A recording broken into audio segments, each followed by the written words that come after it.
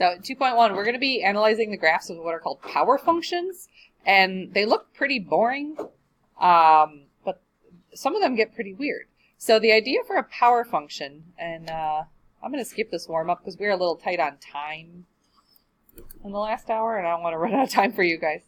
The idea for a power function is it's a monomial function that has a variable being raised to a power. Now, the first type of power function we're going to see in the notes is, it looks a whole lot like your friend the polynomial, like a really boring polynomial. And that's essentially what they are. But the powers themselves, like we learned yesterday, exponents can be negative, which create different set of functions.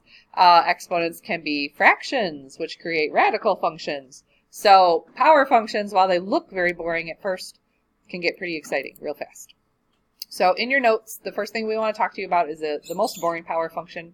And this set of slides, this is from your textbook, talking to you about when you have a positive exponent, you should be able to kind of memorize what the shape is going to look like, because they're going to be relatives of the parabola, and they're going to be relatives of the cubic function.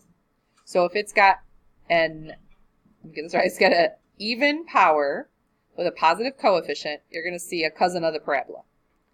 It has a negative coefficient, you'll see an upside down looking parabola that's been reflected, right? And that goes for x to the second power, x to the fourth power, x to the sixth power, any even power for these functions. That's positive. If you have an odd power, you're going to see a cousin of the cubic function. So a positive coefficient cubic looks like this, but a negative cubic function would look like this. So again, that goes for any positive odd degree. So third power, fifth power, seventh power, and so on. And the good news is they're very predictable. So the better news is you always have a graphing calculator for PreCalc. But as you move on to getting ready for your SAT and for calculus, these should be things that you can pull from the memory. So what they did first on your example in your notes is they took the function 1/3 times x to the third power, which has a positive coefficient with an odd degree. So you have the end behavior of what looks like a normal cubic function. The 1/3 power is just going to like vertically contract it a little bit, but they used a graphing calculator to come up with some good points, and there's your curve itself. So some old topics are coming back today in the graph analysis part of the lesson. The domain goes from negative infinity to infinity, yeah.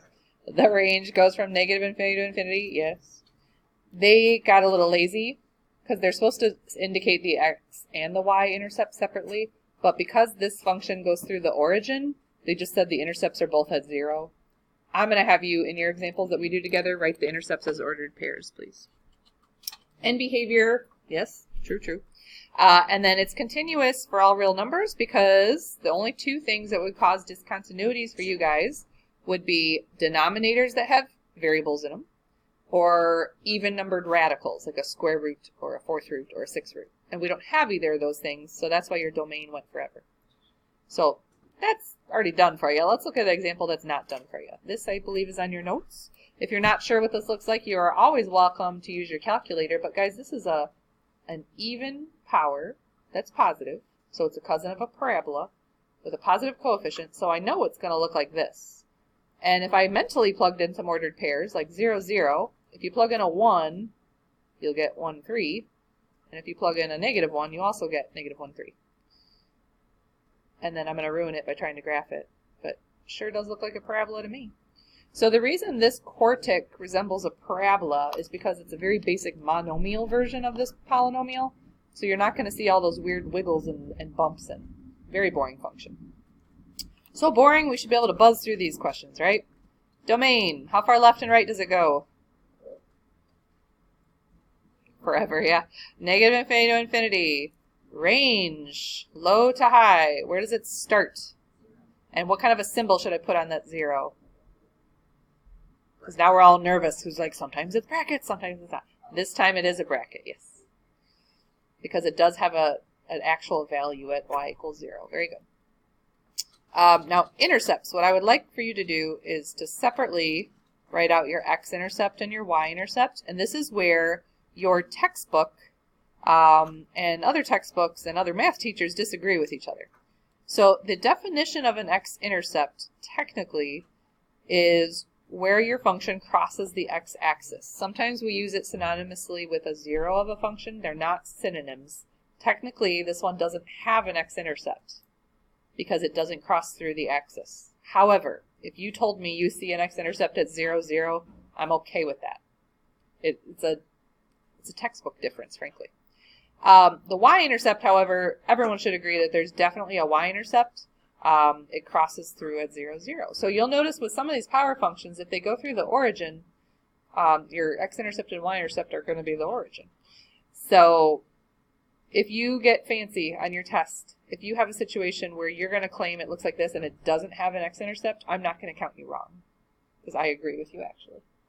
It has a 0, but not an x-intercept. So we'll get to that idea later on, more so in our unit.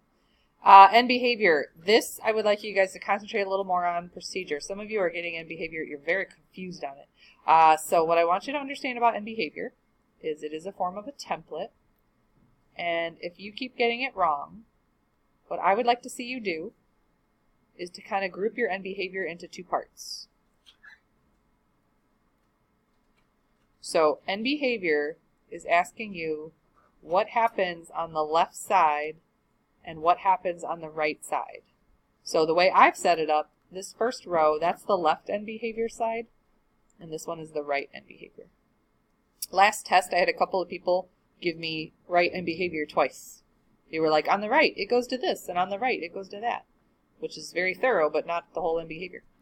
So for our function, on the left side, what's happening?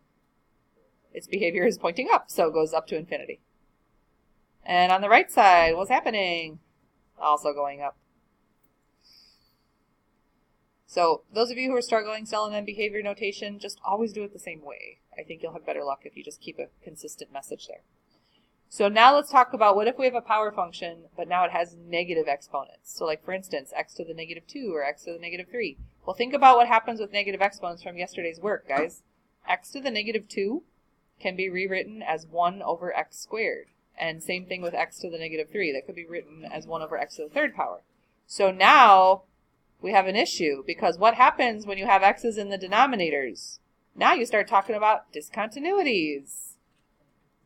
Yeah, in this case, x can't be 0. And same thing over here as well.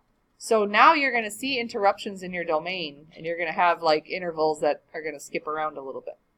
So let's take a look at an example, and you guys probably aren't as familiar with this one. You can go ahead and type this into your calculator exactly how it looks. But I want you to also recognize that because it's x to the negative third power, this is equivalent to the function 1 over 5 x to the third power down in the denominator. So now when you see an interruption in your domain, you're going to realize why we have an interruption in our domain. So you're going to see what's called a horizontal and a vertical asymptote. And then I'm going to do a terrible job of graphing this, but it looks something like this. We have a whole section in this unit where we graph rational functions, guys. So for now, you're just using your calculator.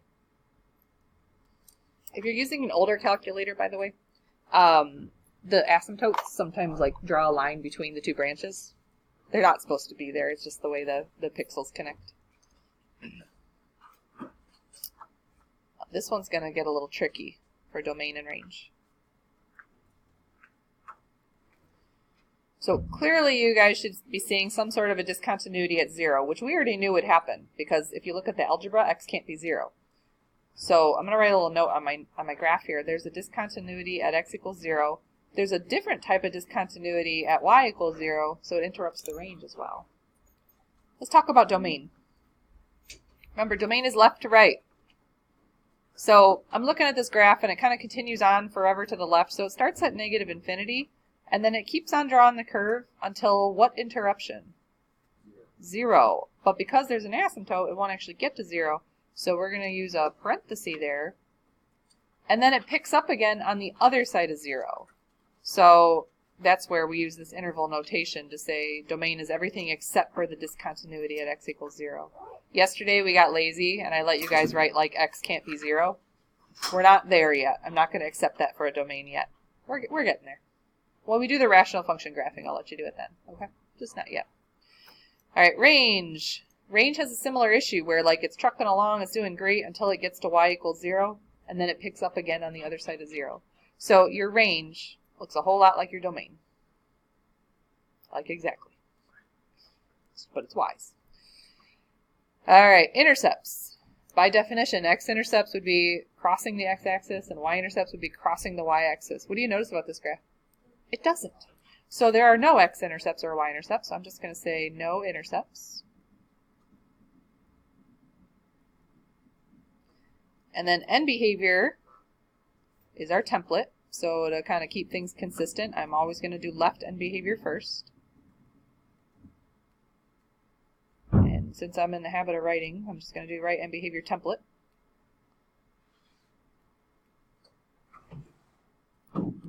So again, my struggling end behavior kids, this is one side of the graph, it's the left side, and this is the right side. So, careful on this one, because it doesn't go to the infinities anymore for heights. And there's an easy way for you guys to verify end behavior on your calculator. You can either go to your table, or you can go to your graph. And if you're on your graph, and you start scrolling along the left side of this curve, and it'll keep adjusting the window as you keep scrolling, you're going to notice that your y values are approaching a certain value. They're not actually going to get there, though. This would be the same thing that you would see on your table if you scrolled up in your table and you kept going more and more negative on your x's.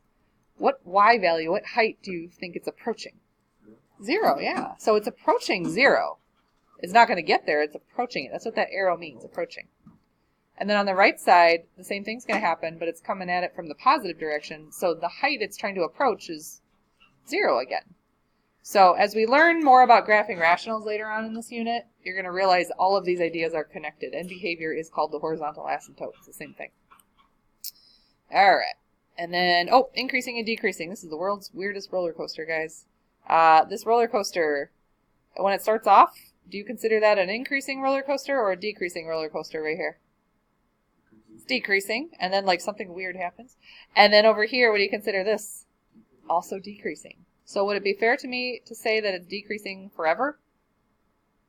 No. No, because of that weird interruption in the middle of it. So you have to say it's decreasing from negative infinity to 0, which we always use parentheses here anyways, so I would have anyways. And then it picks up again after 0 and continues to decrease for the rest of its domain. Is it ever increasing? No, so I'll just say it's never increasing. It's a weird roller coaster, man. I don't know why I put a colon. It's stupid. Alright, I'm not going to ask you... Oh, there's a question about continuity, isn't there? Is this continuous? Clearly no. Where's the discontinuity? Yeah, so it's discontinuous at x equals 0. Which we could have answered that like 2 weeks ago. Discontinuities occur when your denominators are equal to 0, or when you have an even radical with a negative number. Alright. What if your exponent is a fraction? So this is what we did yesterday, right? So when we had the square root of x, that could be rewritten as x to the 1/2 power. That was the same thing. So radicals are technically power functions. Get a tricky one here though. Cube root of x to the 5th power, better known as x to the 5/3 power. Yep. So again, it is a power function. But now they're going to be writing them in one form or the other, and you have to know that it's the same thing. We have a discontinuity to worry about sometimes though, right? Like for instance, this guy. What kind of a root is that? A 4th root, which is even, which means what? I don't even know. X to the 3rd power has to be greater than or equal to 0, right? So that means x has to be greater than or equal to 0. So when you come up with like, is it continuous? Like it doesn't have a full domain of negative infinity to infinity. And if you graphed it, you would see this very clearly. You guys have wonderful technology at your hands, so you can see the graph. But for a lot of kids, they don't like to type 2 times the 4th root of x to the 3rd. I find it kind of cumbersome to pull up the 4th root in the math menu. So what I think they're trying to express to you guys here is if we wanted to type this, you could type it as 2 times x to the 3/4 power. Isn't that the same thing? It's a little easier on our keypads to do 3/4 power than like pull up the 4th root. So, just food for thought. Alright, let's take a look at some of these. So this one is, I can't read that. Is that a 3rd power? Or 3rd root, rather? Okay, so you can type it in this way. Remind me, where do I get the cube root? It's in the math menu, and then you go down to, I think it's number 4. I think it's cube root. But if you're like, that's annoying, I don't want to pull that up. You could just take, yep, you can say negative and then use parentheses for the 2x plus 5 and raise it to the 2 over 3 power. That would be the other way to type that. So please do get that typed in your calculator. And then we're going to answer a bunch of questions about this one.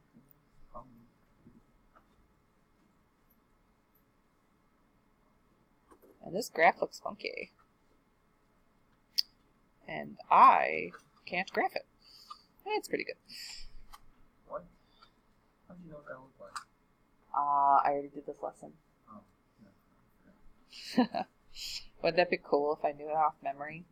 This one I actually probably could come up with off memory, but that's just because I've done this lesson a few times. Once or twice or 10. Alright, so this graph, it's weird, right? It's a very weird looking thing. The second power creates this symmetry look. The fact that it's kind of inverted and doesn't look quite right, that's called a cusp in calculus. That's not a smooth curve, but it is continuous. And this is where we're going to get some differentiation in our answers, because some people are going to call this thing a different thing than other people. So we'll get to that in a minute. All right, let's talk about domain. How far left? I know it's weird looking, but how far left and right does it go? Yeah, like forever. So the concept of domain doesn't change. We've seen weirder functions than that. What about range? It goes down forever, so negative infinity, and then when does it stop? At 0. It does stop at 0, and there is an ordered pair there, so we're going to use a bracket. Your calculator, depending on what your window is, it might show that weird cusp like off of the axes, and that's not technically true. It is technically on the axes. It's having a hard time graphing it though. Like the pixels don't quite match up. So for this next question, I would not argue with you if you told me there was no x-intercept, because I actually agree with you. Through definition, the x-intercept, the function would have to go from positive to negative, like cross through the x-axis. So if you said there's no x-intercept, I'm okay with that. But what we're really wanting to find is the 0. So you can try finding it on your calculator, but if you're ever in a jam, you just set up your algebra where your function equals 0. Now look at this algebra, guys. This is kind of stupid. So when it equals 0, the first thing you do is you divide by -1. Well, what's 0 divided by -1? 0. And then you'd cube both sides. What's 0 to the third power? 0. And then you'd square root 0, and you get 0. So eventually your math looks like this, which I'm pretty sure you can solve.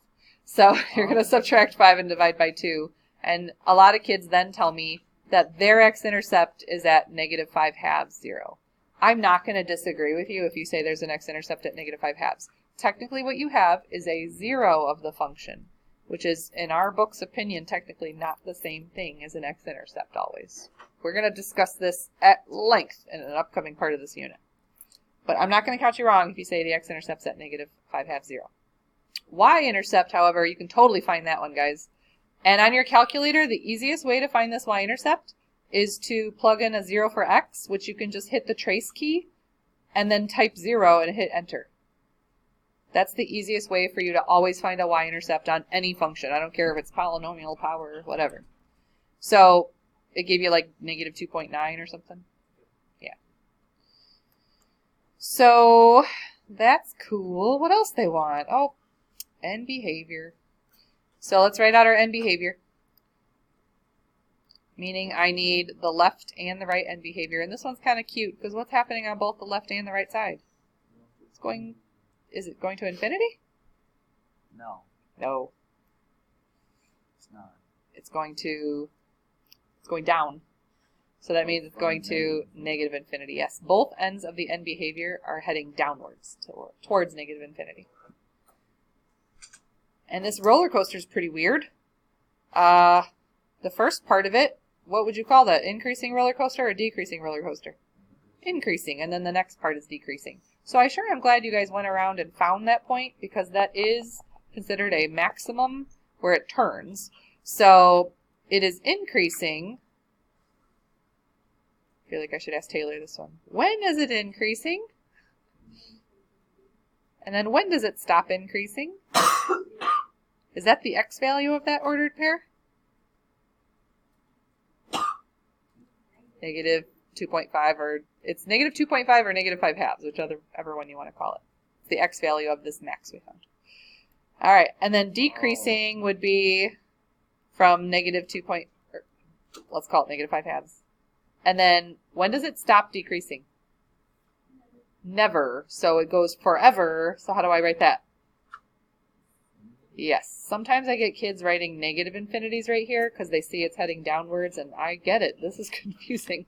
So when I do increasing and decreasing, if I'm on a test, sometimes I will take my pencil and I will just temporarily erase the arrows. So that way I don't get like sidetracked by points of the arrows, because that's enough to screw me up, basically. Okay? At some point, though, in your math, I would like you to come back and give arrows on your shape. Alrighty. Oh, I didn't talk about continuity, though. Is this discontinuous anywhere? No, it's continuous. It's just weird. Alright, so continuous everywhere. Jot yourself a little note about it being continuous. Okay, so first hour very much enjoyed their experience on this next question. We're going to be solving a radical equation. And the first one I'm going to do, I'm just going to do at the board. You guys are not going to write it down. Don't even try to write it down. Your only job is to stop me from making a dumb mistake. You'll see why in a minute. No, and they were like, oh, that was so cute. You made a dumb mistake to see if we were watching. And I was like, yeah, that's what happened. No, I just made a dumb mistake. All right, so you'll see why it's so important that you don't let me make my dumb mistake. And I warned first hour about this. You guys are a little better about this, though. You don't do that polite thing where you're like, oh, I don't want to interrupt her, but she totally didn't add those right. If I get through my 17 lines of work and you tell me I screwed up on line 2, I'm going to be very angry. I'm going to, you messed up. Yes, say it loud, say it proud. Okay, so we're going to be solving radical equations. My friends who love solving equations, you're just going to think this is a hoot. My friends who are prone to silly mistakes, you need to slow down. Hey. Hey. Here's my advice to you on what's called a radical equation. The worst case scenario is you have two radicals on the same side of the equation. You never want that to happen. Because bad things happen in your math. It's really hard to maneuver that equation. So the good news is I don't have that. Okay, the second worst thing you can have, so slightly better, not as bad, is a radical with something else. Okay, well, we have that. And there's no way I can manipulate this equation to not have that, right? If I move the 5 over, I still have an issue over there. And if I move the radical over, then I have the worst thing possible, so no thank you. So I need to square both sides is my first step. And you're like, well, that's fine. And I'm squaring because it's square rooting, right? That's what we do, yeah. Okay. So on the left side, easy, x minus 2. On the right side, well, hold on a minute. Because this is a distribution question, isn't it? Yeah. Oh. Okay. Is it dumb or is it magical? Now, the first part will be 25. I'm with you. Okay, so this is a 25. How does that? It's a binomial squared. Like when you have x plus 3 squared, it's a FOILing question, right? All right. You have probably never seen this. You're right. What happens when you multiply 5 times negative square root of 15 minus x? You get negative 5 times the square root of 15 minus x. Because they don't like mesh together, like they don't do anything. They just kind of get multiplied together and right next to each other. And then same thing happens right here, right? So you have another minus 5 times the square root of 15 minus x. I'll get to that in a minute, don't worry. Now, what happens when you multiply a square root of 15 minus x by another square root of 15 minus x? Yes, so the sign is positive because it's negative, negative. And then squaring a square root or multiplying a square root by himself is just undoing the square root. So you guys told me I get a 15 minus x. Cool, thanks. All right, don't forget, I have a whole other side of the equation. Okay, cool, cool. This looks really amazing. I can't wait to continue on. You know, it's not yet, but it'll get there. That's like a motto for life, isn't it? It's not better yet, but it's getting there. Hey guys, what's this? Is that a 40? Yeah. And then we have a minus x, which doesn't do anything. And then you've got -5 of these things with another -5 of these things. So those I can add together, and I'll get -10 of those things. Cool, cool. And then over here, just x minus 2, trucking along, minding its business. And remember what my rule was? Radicals. Don't want anything next to my radicals. So now I'm going to start moving things around. So 40. This is where you need to move. And this x, I would add this over here. So now what do we have? This is where I almost made a crucial error in first hour, but they caught me. Okay, then we have a -10 times the square root of 15 minus x. And teacher told me not to have anything with the radical, so technically right now I could divide everything by a -10. But I'm thinking ahead, guys. What would happen right here and here if I divided by a -10? I don't like fractions. So I say no to that, and I say, let's continue on the way it looks. My variable is still, there's a variable stuck inside of a square root. So now I get this party started again. We're going to square again. What? What? Yeah. Yeah, I square again. All right, now this is a foiling question. So now I'm getting a little confident. I'm like, I can foil this in my head. All right, 2x times 2x, that's 4x squared. Okay, and then we're going to have a -84x with another -84x. So that's -168x. Are you checking this? No. You should be. What? And then I'm going to have -42 times -42, which is positive 17 something. 17.32. No, don't guess. Check it. What's 42 times 42? 1,764. Thank you. Cool. Okay, now on the right side, we squared this. This is a monomial radical, and when you square it, you just have to remember to square the coefficient along with the radical. So this -10 squared, that becomes a 100. And then when you square the radical, they just cancel each other. So you get 15 minus x. But notice the quantity. Okay, cool, cool. I've never been so happy to see a quadratic in my life. And I know you guys are like, yeah, but look at that quadratic, y'all. You're going to have to solve that. Oh, no. Have the faith. Keep the faith, man. It's about to work out beautifully. Ready? Let's distribute that 100. All right, guys. Here we go. 4x squared minus 168x plus 1764. Quadratic formula. That was my first thought in first hour, too. But you know what? We persevered, man. We don't need quadratic formula. I'll show you in a minute. I didn't think this would be true, but they were like, no, hang in there. You'll got it. All right, so we're going to add the 100. X over. And then we're going to subtract the 1500 over, because no matter what, I'm either doing quadratic, I'm either doing quadratic formula or factoring. So either way, I need standard form. So right here, I was like, okay, well, you know, it's better, I guess. No, that's minus 68, right? Negative 168 plus 100 is negative 68. Good call. That would have been disastrous. See, that's what I like to see. And you don't believe me. You think I did that on purpose, right? Yeah, I did. No. I did not do that on purpose. No. Full disclosure. Okay. Hey, that looks like they're all divisible by 4. It does. So a little calculator assistance, guys. I think we can divide everything here by 4. And it's an equation, so you can go all the way. Get rid of it. Yeah, 66 over. Oh, beautiful. All right, so x squared minus, thank you, x plus 66. Yep. That factors, guys. X minus 11 times x minus 6.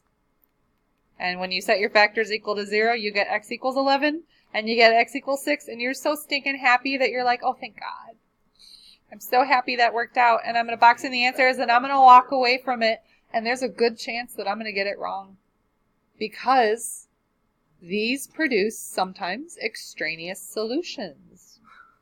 So you have to now go back and plug this baby in, both of them, and make sure they work. Oh, no. Oh boy. All right. So if I were to plug in an 11, I would get the square root of 11 minus 2, which is 9, so that's a 3, equals, and then 5 minus, plugging in 11 here would be square root of 4, which is a 2. Totally checks. 11. Keep it. If I were to plug in, what was the other answer? 6. Okay. If I was going to plug in a 6. Just get rid of all that. 6 minus 2 would be a 4, so square root of 4 is a 2. And then 5 minus, what am I plugging in, a 6? Square root of 9, just a 3. Yeah, 2 equals 2. So the good news, I feel vindicated now. After all that work, they both work. There will be a moment in your life where you do all that work, and maybe one of them doesn't work. And we have to cross it off and call it extraneous, and that hurts my heart a little. There will be times in your life where you have to cross off all your answers. And they're all extraneous. And what does that mean? You suck. There's no solution. But a no solution is a solution. So don't panic. It's okay. Let's try this, guys. Good news. That is not something that I would put you through on a test. That was like the superstar problem of all of them. That would take you like a long time. Yes, yes. And then could you imagine if you got to the end and here's my advice to you guys. If you get to the end and it's not factorable, it's not a nice answer, you done messed up. That's bad, right? You're on the test and you're like, no. So I'm telling you now, the ones on the test, they're nice answers. So if you get to the point where you're like, none of this works out, that means you messed up. Like specifically the ones that you're going to see on the test? Like worst thing you'll see is like 3/2, like something that's rational and nice. Like if you have to do quadratic formula and you get an answer of 3 plus and minus square root of 7 over 2, that's not right. Okay, I'm just throwing that out there. It's not right. All right, let's take a look at some of these examples. Some of them, guys, that was like the worst case scenario, that one, right? It had that like, oh, there's 2 radicals. So this question, there's only 1 radical in it. So you just have to get it completely alone before you worry about taking it to any powers. So let's add the 6 over. So this becomes the cube root of x squared minus 1, and it equals 2. Well, this is like the best situation. Only 1 radical in the problem. So what power are we going to raise this to undo the third root? The third power. Very good. Just for connection here, guys, remember how the third root is the 1/3 power? So this could have been written as x squared minus 2 to the 1/3 power. When you guys get rid of powers, another way of thinking about it is to take it to the reciprocal power. Do you guys see how those are reciprocals of each other? That's why you're raising a cube root to the 3rd power and a square root to the 2nd power. So if later in your life, if you have something to the 2/3 power, you got to raise it to the 3/2 power. Very good. Yeah, always the reciprocal of it. All right, cool, cool. All right, so anyways, I got to do it to both sides because that's the law in math, right? So on the left side, that's easy peasy, x squared minus 1. On the right side, you can either use your memory, or your calculator, or your chart, but 2 to the 3rd power is 8. And then you're like, oh man, this is an even better quadratic. It's a square rooty quadratic. So you're going to add the 1 over and square root both sides. And then don't forget positive and negative 3. But wait, we're all paranoid now. We're like, wait, what if one of them doesn't work? So if you go and you plug in a 3 right here, you get 9 minus 1, which is 8, cube root of 8, 2, 2 minus 6. Yeah, that works. And when you plug in a negative 3, you get that same math again, because negative 3 squared is still 9. So good news. They're both good answers. Keep them both. Yeah, we're gonna. This is the best problem. This is the best case scenario, guys, because you're just going to square both sides and then it's going to be super lame. So I'm going to skip it because it's boring. Let's look at 6. So worst case scenario is radical with stuff with another radical. Don't have that. Second worst case scenario is radical with stuff. Can you make an adjustment so I don't have radical with stuff anymore? Subtract the 21 over, yeah. So you have 4x minus 21 equals the square root. And now let's talk about squaring things. Ooh, lovely. Now, be careful, because over here, you have 4x minus 21. This is a foiling problem, right? So those of you who are like, yeah, I don't really think I should take a shortcut on this. Yeah, please don't.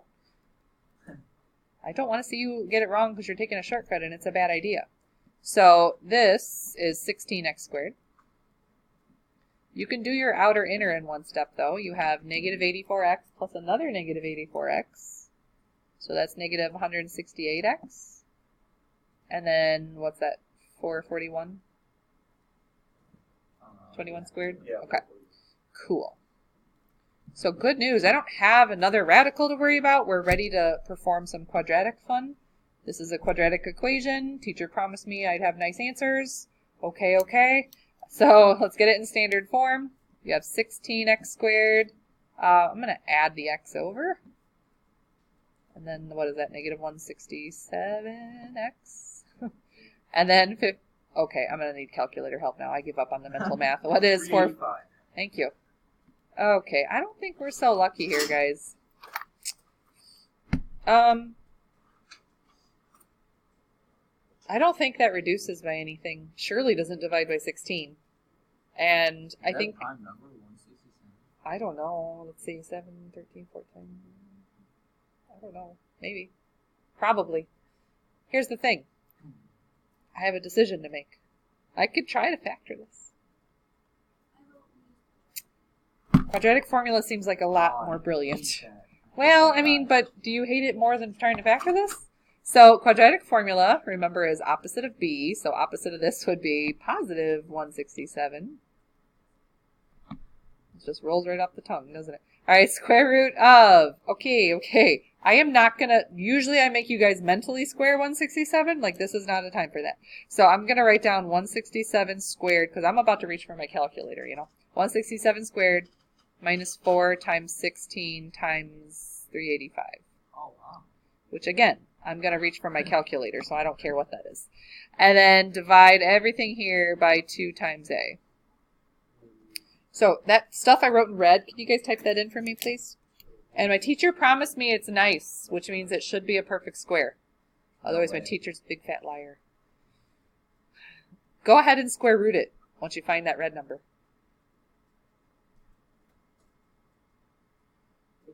Ha! Look at that. 167 plus and minus, whatever that thing was, it reduces down to a 57 over 32. Almost home for you guys. You just got to tell me your two answers. Ready? I need 167 plus 57, and either hit enter or use parentheses before you divide by 32. 7. Oh. And the other one, 167 minus 57 divided by 32, and then math enter that for me. Thank you. Huh. What decimal is that, by the way? 3.4375. Okay. That's suspicious. I feel like it works. I feel like it doesn't. What if it does? That weird one, right? That's got to be weird. 7 works. I already checked it, okay? Let's plug in the 55/16 and talk about why it doesn't work. Type in just this part. So square root of 56 minus 55 over 16. Tell me what you get. 52. Okay. And if you add 21 to that. Okay. Does that come anywhere close to 4 times 3-ish? No. So no. So that is what we consider an extraneous solution. This one does not check. So you say it's extraneous. You cross it off gently. I still want to see that you got it. Because the work is the answer, guys, not the answer itself. So x equals 7 is the only acceptable answer to that question. The other one is extraneous. Can we look at number 7? 7 is probably as difficult as I'm going to make your homework or your test. So if you can do 7, you can do anything. But, oh, no, look at number 7. It's our worst nightmare. It's 2 radicals on the same side of the equation. Yeah, that wouldn't be bad, but think about what would happen if you had to square the left side right now. You can can you just take my advice and no, I get it. I don't know why. Yeah, why? If you multiply that binomial by itself, I mean, we can. Oh. I understand. You seeing it now? You're like, oh. Let's do it. No. Because that's my worst nightmare. So can you fix it so it's not my worst nightmare anymore? Each individual. No, it's a foiling question. Yeah, you can't. But it's a binomial, so you can't just like square them and walk away. It's distribution. You square the front, you square the back, but you got to multiply and double the middle. Those arches are gonna kill you, man. You have so many. Could we just add that one radical over, and then it's like my second worst nightmare? Okay, so it's better. We're just gonna add this guy over. So we have the square root of 6x plus 12.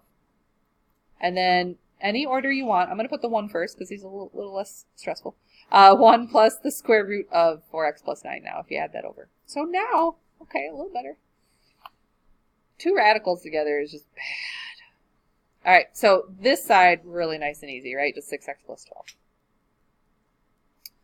This side becomes a foiling question. So on your test and on your homework, I don't want to see you guys trying to do like lots of this in your head. You should take your time to write it out. Slow is the name of the game, because you saw what happens by the end of this. If you have a mistake, you're going to be a very sad little puppy. Okay, so 6x plus 12, just keep on coming down. Let's FOIL, let's distribute. 1 times 1, 1. Cool. All right, you're going to have 1 square root of 4x plus 9 plus another one of those. So doesn't that mean you're going to have 2 square roots of 4x plus 9? So that is a little bit of a shortcut from Mrs. Abruzzo, which is dangerous, but I did it anyways. And then square root of 4x plus 9 times another square root of 4x plus 9, it'll just be 4x plus 9. Since there's nothing being multiplied by it, you can leave the parentheses off that quantity. Okay, well, the good news is I think this one will turn out nicer than my example I did by myself. Right here, you guys have a plus 1 and a plus 9, which means you're going to have to subtract 10 over to this side. You're also going to subtract this 4x over. Woof. Okay, so you have 2x plus 2. This is gone, this is gone, this is gone. Oh, this one's actually going to work out real nice. Because on my example, my horrible example, I had to like deal with the coefficient. I don't think we have to deal with it this time. Wouldn't it be wonderful if you just divided everything here by a 2? So now I really have a nice problem. I have x plus 1 equals the square root of 4x plus 9.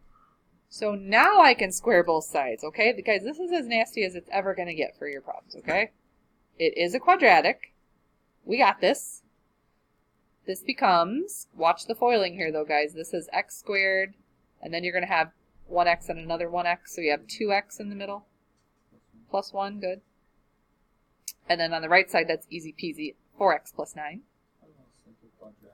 This is a pretty basic quadratic. You're just going to subtract everything over. You're going to get x squared minus 2x, let's see, minus 8. Oh, that's beautiful. She's a beauty. Teacher said they factor. Here we go. You get 2 solutions, and they are x equals 4 and x equals 2. And then we're so excited that we finished the hard problem that we just box it in and walk away, and we're going to get it wrong. Oh yeah, that too. Because I didn't check them yet, but we should check them. Negative 2 is extraneous. Let's see why. If you plug in a negative 2, just go to the original one here, right? Plugging in a negative 2 here gives you the square root of 0 minus the square root of 1, which is negative 1. Does negative 1 equal 1? Nah. So that one didn't check out. So this is extraneous. I also would have plugged in a 4 if it was my homework or test and saw, oh, 4 did work, so I get to keep this one. But please do gently cross it off and write extraneous. That's how you know you're right. Woo! That was a hoot. So for your homework, you got 2.1 bookwork. It's the last item on your homework check. The last few questions are these. And the answer key, I just wrote down the answers with a gigantic note about you better be showing me work. I can do this in my head. Yeah, right? I could do it. Or my favorite. Well, I did all my work on another sheet of paper, but I seem to have left it at home. I can't imagine how much homework is sitting on all your countertops at home. It's on my kitchen countertop, Mrs. Abruzzo. That's all. Yeah. Make sure your work is with your homework when you turn it in on Friday. Homework check's officially due Friday. Test is Friday. You don't have to look at the review right now, guys. I know some of you just want to look at it early. That's totally fine. Everyone's turning in something for your homework check on Friday. Yeah. I don't care if it's like a thing. I want something in the grade book. No more zeros missing. That's sad. All right.